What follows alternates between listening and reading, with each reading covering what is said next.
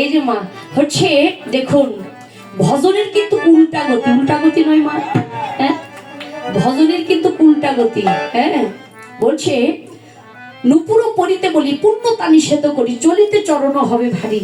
হ্যাঁ হ্যাঁ সেই সময় যাবি গোবিন্দ দর্শনের কিন্তু বাদী হবে, তোর নুপুর যেন বাজে না, কেননা গোবিন্দ দর্শনে যাওয়ার সময় বাদী হবে রে। শোন আরো একটি কথা শুনি বিশ্ব ভানুসুতা বদনে বসনও দিয়া হাসে, কেননা এই রে এমন সময় বিশ্বভানু রাজনন্দিনী বদনে বসনও দিয়া হাসছে। বলছি আরে তোরা একই কথা আমাকে শোনাচ্ছিস বলতো, হ্যাঁ এটা একটা কথা হলো নাকি?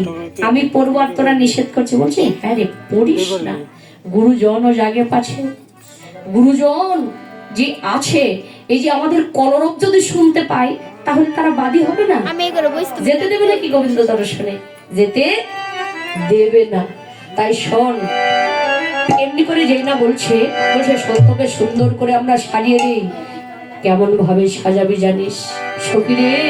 কাজকে ভূষণে আমার কাজকে ভূষণে মন যে করে শ্যামের তরে পরাণ তা না জানে, আমার নয়ন ভূষণ শ্যাম দর্শন শ্রীপাদ ভূষণ গুণে। তবে শোন এই যে আমরা তোকে সুন্দর করে সাজিয়ে দিই, কেমন ভাবে সাজাবো জানিস?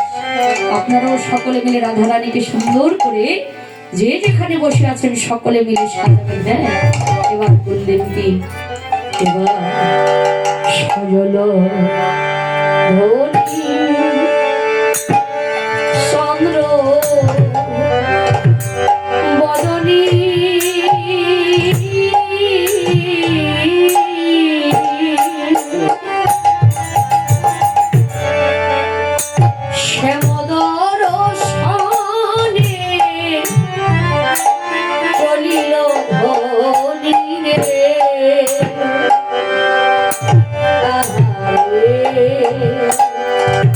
আহারে